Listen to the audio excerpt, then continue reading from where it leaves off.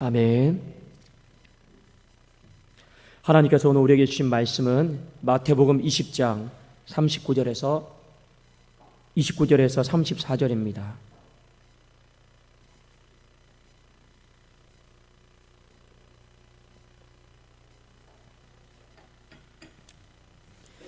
마태복음 20장 29절에서 34절 신약성경 34면에 있습니다.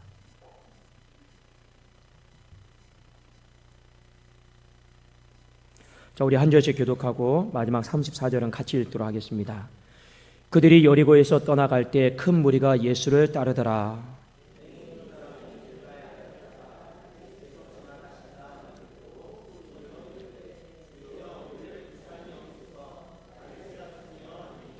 우리가 꾸짖어 잠잠하라되 더욱 소리 질러 이르되 주여 우리를 불쌍히 여기소서 다윗의 자손이여 하는지라.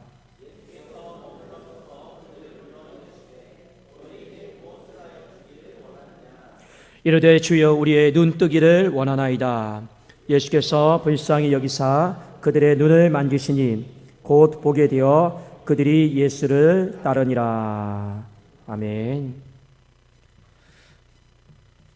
자, 오늘 붙잡는 믿음 이 말씀을 가지고 우리 함께 또 은혜를 나누고자 합니다. 오늘 본문의 말씀에 보면 두 명의 맹인이 나옵니다. 그들이 예수님을 그냥 예수라 부르지 않고 다윗의 자손이다 이렇게 부르고 있죠.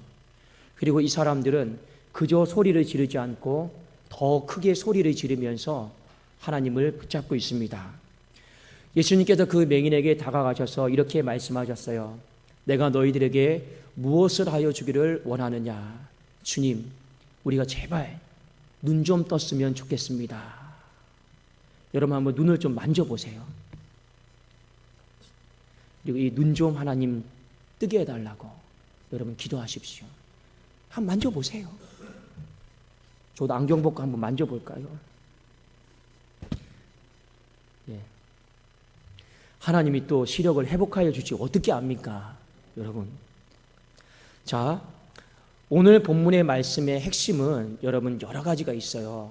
예수님이 중요한 거는 발걸음을 멈추셨다라는 겁니다. 왜 예수님이 발걸음을 멈추셨을까? 여러 가지 몇 가지 상황을 한번 우리가 살펴볼 수가 있습니다. 하나는 이 맹인이 주님을 부르는 호칭이 좀 특별하죠. 주여라고 부르지 않고 꼭 다윗의 자손이라고 곁들여서 붙입니다. 또 하나는 이 사람들이 소리를 지르는데 환경에 굴복하지 않고 더 크게 소리를 지르는 모습도 우리가 교훈으로 삼을 수가 있습니다. 그런데 오늘 본문의 말씀의 포커스는 무엇이냐면 예수님이 왜 이들에게 다가가셔서 발걸음을 멈추었을까? 이들이 하나님 앞에 구한 게 있어요. 그게 무엇이냐면 우리를 불쌍히 여겨달라는 겁니다. 긍휼이죠. 자, 오늘 말씀의 핵심이 여러분 뭐냐면 20장 34절에 보세요. 자, 20장 34절에 보면 예수님께서 이들 앞에 발걸음을 멈추신 이유가 나와 있습니다. 그건 소리를 많이 질렀기 때문이도 아니고 그냥 다윗의 자손이라고 불렀기 때문도 아니고 이유는 바로 그들이 불쌍히 여겨달라고 간구했기 때문입니다. 자, 우리 한번 20장 34절을 같이 한번 읽어보겠습니다. 시작. 예수께서 불쌍히 여기사 그들의 눈을 만지시니 곧 보게 되어 그들이 예수를 따르니라. 지금 마태복음 20장 30절과 31절에 보면 이 사람이 반복해서 예수님께 구하는 것이 있습니다. 그거는 우리를 불쌍히 여겨달라는 거예요. 긍휼을 베풀어 달라는 거죠. 제가 한번 볼게요. 30절에 보니까 맹인 두 사람이 길가에 앉았다가 예수께서 지나가신 다음에 듣고 소리질러 이르되 주여 우리를 불쌍히 여기소서 다윗의 자손이여. 31절에 우리가 꾸짖어 잠잠하라되 더욱 소리질러 이르되 주여 우리를 불쌍히 여기소서 다윗의 자손이여. 그러니까 이 사람들의 마음에는 어떤 믿음이 있냐면 주님이 우리를 불쌍히만 여겨주신다라면 우리의 눈이 떠질 거다라고 하는 그 믿음이 있는 거예요. 이들 안에는요 그 믿음이 있는 겁니다. 그래서 오늘 본문의 말씀이 우리에게 요구하는 한 가지 메시지는 무엇이냐면 하나님의 긍휼을 붙잡으라는 거예요. 하나님 앞에 긍휼을 구하라는 겁니다. 여러분, 긍휼이다라고 하는 것, 우리가 하나님 앞에 긍휼을 구한다라고 하는 것은 중요한 의미가 있어요. 어떤 의미가 있냐면 첫 번째, 내 비참함을 하나님께 아뢰는 겁니다. 우리 비참할 때 있죠. 내 비참함을 하나님께 아뢰고 그 비참함 가운데 하나님의 자비가 임하기를 원하는 마음이 바로 긍휼을 구한다, 그런 뜻입니다. 다시 한번 말씀드릴게요. 나의 비참함을 하나님께 아뢰고 그 비참함을 하나님이 돌아보셔서 하나님의 자비를 베풀어 주시는 것을 성경의 두 글자로 뭐라고 하느냐? 긍휼을 구한다, 이렇게 이야기를 하고 있는 것입니다. 자, 이 지금 두 소경은요, 자신의 비참함을 하나님께 아뢰는 거예요. 그들이 겪고 있는 비참함은 무엇입니까? 눈을 뜨지 못하는 그 인생의 비참함이에요. 그 눈을 뜨지 못하는 그 인생의 비참함을 하나님께 아뢰고 있는 것이고, 그리고 그 비참함을 하나님이 돌아봐 주셔서 자비를 베풀어 주기를 원하고 있는 것입니다. 그런데 이들에게는 믿음이 있어요. 어떤 믿음이 있냐면, 우리가 하나님 앞에 긍휼을 구할 때, 불쌍히 여겨달라고 요청할 때 하나님은 외면하지 않을 거다라고 하는 그 믿음이 있는 거예요. 그러니까 하나님이 그 믿음을 보시고 그들 가운데 오셔서 하시는 말씀이죠. 예수께서 불쌍히 여기사 그들의 눈을 만져서 뜨게 하시고 보게 하셨다라고 하는 말씀입니다. 여러분, 그런데 오늘 우리가 이 긍휼이다라고 하는 것, 특별히 하나님 앞에 긍휼을 구하는 이 부분은 굉장히 중요한 것이 있습니다. 왜냐? 성경을 여러분 구약에서부터 신약에까지 공통적으로 발견되는 한 가지 특징이 있는데 무엇이냐면, 하나님의 긍휼을 입은 자에게는요, 반드시 치유 사역이 함께 일어난다라는 거예요. 자, 여러분, 우리 몇 구절만 좀 찾아보겠습니다. 마태복음 15장 22절을 같이 한번 보실까요? 마태복음 15장 22절입니다.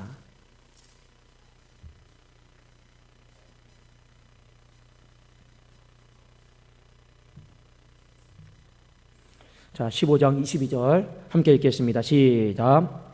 가나안 여자 하나가 그 지경에서 나와서 소리질러 이르되, 주 다윗의 자손이여, 나를 불쌍히 여기소서, 내 딸이 흉악하게 귀신 들렸나이다 하되. 자, 이 어머니의 비참한 상황은 무엇입니까? 내 딸이, 내 어린 것이 귀신 들려가지고 너무 힘들다라는 거예요. 하나님 앞에 무엇을 구합니까? 주 다윗의 자손이여, 불쌍히 여겨달라고. 그리고 뒤에 보면 하나님의 긍휼을 입은 결과 그 딸의 귀신이 떠나갑니다. 그러니까 긍휼 사역에는 하나님의 긍휼을 입으면 뭐가 일어나느냐? 회복이 일어나고 치유가 일어난다라는 걸 성경이 곳곳마다 보여주고 있어요. 자, 그 다음에 17장, 마태복음 17장 15절 함께 보실까요? 자, 17장 15절입니다. 시작. 주여, 내 아들을 불쌍히 여기소서. 그가 간질로 심히 고생하여 자주 불에도 넘어지며 물에도 넘어지는지라. 이 아들이 귀신이 들렸잖아요. 간질이 걸렸잖아요. 그러니까 그냥 자기의 생명을 불에도 던지고 물에도 들어가고 하니까 아버지의 마음이 얼마나 힘듭니까? 이 상황이 비참합니까? 그걸 하나님 앞에 아뢰는 거죠. 주여, 우리의 비참함이 이렇습니다. 이 비참함을 돌아보시고 자비를 베풀어 달라고 하는 것이 긍휼입니다. 그리고 이 뒤에 보면 하나님이 귀신을 쫓아내 줍니다. 자, 성경 한 우리 두 구절만 더 찾아봅시다. 빌립보서 2장 27절입니다. 빌립보서 2장 27절. 신약 성경 320면에 있습니다.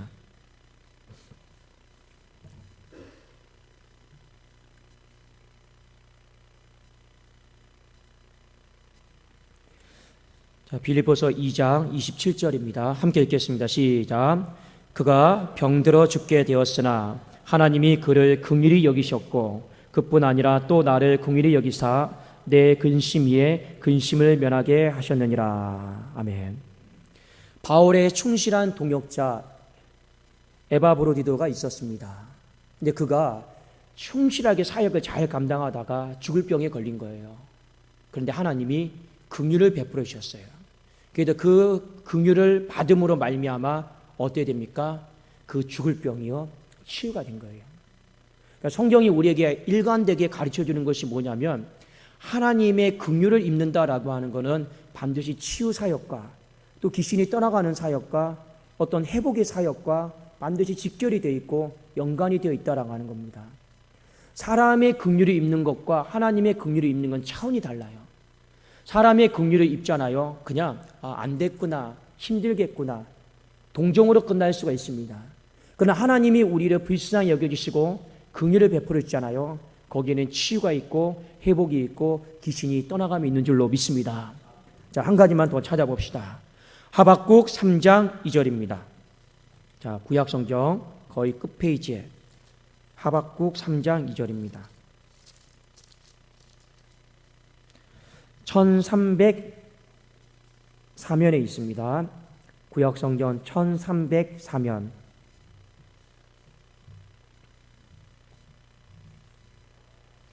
하박국 3장 2절입니다.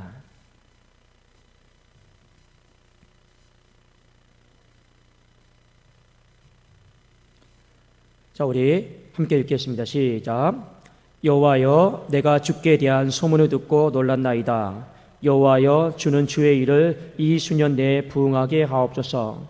이 수년 내에 나타내시옵소서. 진노 중이라도 긍휼을 잊지 마옵소서. 지금 이스라엘 백성들이 바벨론 포로로 끌려갔어요. 인생에 아무 소망이 없어요. 그런데 하박국이 하나님 앞에 뭘 구합니까? 긍휼을 구하는 거예요. 그 긍휼을 구함으로 말미암아 이스라엘 백성들이 다시 회복되어지는 것, 그걸 부흥이다라고 하는 말로 표현을 한 것입니다. 그러니까 성경에 나오는 모든 사람들은요, 하나님의 긍휼을 붙잡았어요. 그 긍휼은 부흥을 가져다주고 회복을 가져다주고 치유를 가져다주고 이 귀신을 쫓아내는 이 사역과 직결이 되어 있다라고 하는 것을 이 믿음으로 다 고백을 했다라고 하는 것입니다. 그래서 오늘 이 맹인들이 그래도 믿음이 있는 거예요. 어떤 믿음이 있는 것입니까? 우리가 하나님 앞에 긍휼을 구하면 하나님이 내 비참한 삶을 돌아봐 주시고 그 비참한 삶을 외면하지 아니하시고 반드시 하나님의 자비를 베풀어 주신다. 그것에 대한 믿음이 있으니까 어떻게 합니까? 소리를 지르는 거예요. 또 더 크게 소리를 지르는 것이었습니다. 여러분, 이스라엘 백성들이 하나님 앞에 긍휼을 구할 때 했던 방법은 딱 한 가지입니다. 공통적인 방법은 뭐냐? 하나님 앞에 소리 지르는 것이었어요. 기도하고 간절히 구하는 것이었습니다. 다른 어떤 특별한 방법이 있었던 건 아니에요. 그저 내 마음에서 우러나오는 그 비참한 마음을 다 여러분 끌어올려가지고 어떻게 하는 겁니까? 하나님 긍휼히 여겨 주시옵소서. 하나님 불쌍히 여겨 주시옵소서. 이렇게 고백했던 것이 바로 이스라엘 백성들의 긍휼을 구하는 신앙이었다라고 하는 것입니다. 특별히 오늘 말씀에 보면 특별한 것은 무엇입니까? 이 두 맹인이 긍휼을 구하려고 소리를 질렀는데 주변에 있는 사람들이 꾸짖었잖아요. 그런데 이 두 맹인은 어떻게 했습니까? 더 크게 소리를 질러서 하나님 앞에 긍휼을 구한 것입니다. 방법은 그것밖에 없기 때문에 그렇습니다. 많이 꾸짖었는데 다른 방법으로 긍휼을 구할 수 있었으면 다른 방법을 선택했겠죠. 그런데 그들 안에 긍휼을 구하는 다른 방법은 없었어요. 하나님 앞에 소리 지르고 간구하고 외치면서 나를 불쌍히 여겨달라고 하는 것 외에는요, 하나님의 긍휼을 붙잡을 수 있는 방법은 없었다라는 것입니다. 왜 여러분 이 신앙을 여러분 갖는 것이 중요한지 아십니까? 사람은요, 삶이 비참해지잖아요. 주눅들게 되어 있습니다. 사람은 삶이 비참해지면 움츠러들게 되어 있습니다. 내 소리도 움츠러들게 되어 있고 입술을 열기가 싫어지는 거예요. 그게 보통 사람의 일반적인 마음입니다. 그러니까 여러분, 소리를 지른다라고 하는 건요, 믿음의 선포고 믿음의 고백인 줄로 믿습니다. 오늘 이 밤에 하나님이 우리의 입술을 열어서 소리를 지르고 하나님 앞에 간구하기를 원하고 있어요. 그것은 무엇이냐? 바로 하나님의 긍휼을 구하라라고 하는 것입니다. 우리의 가정 안에 여러분 비참함이 있죠. 육신의 비참함이 있고 내 인생에 비참함이 있고 여러 알게 모르게 우리의 인생 가운데는 비참함들이 많이 있습니다. 여러분, 그 비참함 앞에 하나님 왜 이러실까? 하나님 왜 이런 걸 내버려 두실까? 이런 마음을 갖지 마시고 그 비참함 앞에 하나님 앞에 긍휼을 구하십시오. 어떤 긍휼이냐? 하나님은 반드시 내가 나의 비참함을 아랠 때 그 비참함을 돌아봐 주시고 그 비참함 가운데 하나님의 자비를 베풀어 주신다라고 하는 그 믿음을 여러분 가져야 될 줄로 믿습니다. 하나님은요, 그 믿음을 가진 자에게 반드시 오셔서 불쌍히 여기사 네가 나의 긍휼이 있기를 원하는구나 말씀하시면서 내가 너에게 무엇을 하여 주기를 원하느냐? 주님, 제가 눈뜨기를 원합니다. 그 눈이 치유되어지고 회복되는 역사가 있게 될 줄로 믿습니다. 여러분, 신앙은 단순한 거예요. 복잡하게 생각하면 안 돼요. 오늘 이 한 가지 사건을 통해서 우리에게 주시는 교훈이 무엇입니까? 하나님 앞에 소리 지르라는 거죠. 더 크게 소리 지르라는 거죠. 목소리가 나오지 않아도 내 마음의 감정이 허락하지 않아도 그래도 하나님의 긍휼을 구하는 그 모습에 있어서는요, 더 소리 지르고 더 간절하게 소리 질러서 주님 긍휼을 붙잡으라라고 하는 것이 오늘의 말씀입니다. 근데 여러분, 하나님의 긍휼을 구할 때 반드시 믿음을 가지고 구하세요. 그래도 이 사람들 안에는요, 어떤 믿음이 있었습니까? 그 긍휼에는 치유가 있고 그 긍휼에는 회복이 있고 그 긍휼에는 여러분 악한 영들이 떠나감이 있다라고 하는 그 믿음을 가지고 하나님 앞에 구했다라고 하는 것을 우리에게 보여주고 있습니다. 여러분, 오늘 주님께서 마지막 절에 왜 이 맹인 앞에 멈췄는가? 예수께서 불쌍히 여기사 이거 하나 보고 주님이 멈춘 거예요. 여러분, 우리의 어떤 입술 가운데 멋들어진 그런 고백 때문에 주님이 우리 앞에 멈추는 게 아니에요. 아셨습니까? 우리가 어떤 신앙의 기교가 있어서 주님이 우리 앞에 멈추는 게 아닙니다. 무엇 때문에 주님이 우리 가정 앞에, 우리 교회 앞에 멈추시는 겁니까? 그건요, 주님의 긍휼을 구하는 자 앞에서는 하나님이 그 지나가던 발걸음을 다 멈춰주실 줄로 믿습니다. 오늘 이 밤에 우리는요, 여러 가지 기도 제목이 있지만 모든 기도 제목의 내용은 딱 한 가지입니다. 그것은 무엇이냐면 하나님의 긍휼을 구하는 거예요. 오늘 이 밤에 하나님의 긍휼을 구할 때 여러분 병든 심령이 죽을 병이 낫는 역사가 있기를 주님의 이름으로 축원합니다. 여러분 긍휼을 구할 때 여러분 가정 안에 비참함 많이 있죠? 남들에게 다 말하지 못하는 가정 안에 비참함 얼마나 많이 있습니까? 그 비참함이 회복되어지는 역사가 있기를 주님의 이름으로 축원합니다. 여러분 인생 안에 비참함 있죠? 여러분 비참함 앞에 무너지지 마십시오. 그걸 하나님 앞에 구하세요. 그러면 그 인생의 비참함도 하나님은 멈춰주셔서 만져주시고 열어주시는 놀라운 은총이 오늘 이 밤 가운데 있기를 예수 그리스도 이름으로 축원합니다. 기도하겠습니다.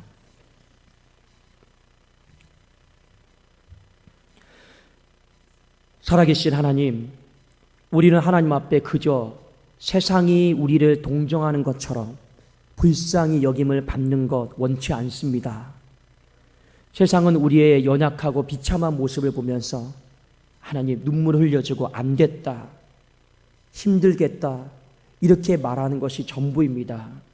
그러나 하나님께서 우리 가운데 긍휼을 베풀어 주시는 것은 능력이 있는 줄로 믿습니다.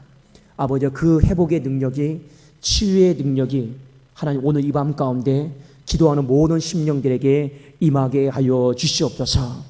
여호와 하나님, 우리가 목이 아파도 내 마음이 열리지 않아도 그래도 오늘 이 밤에 주님께서 지나가심을 믿고 우리 소리 질러서 주여 우리를 불쌍히 여겨 주시옵소서.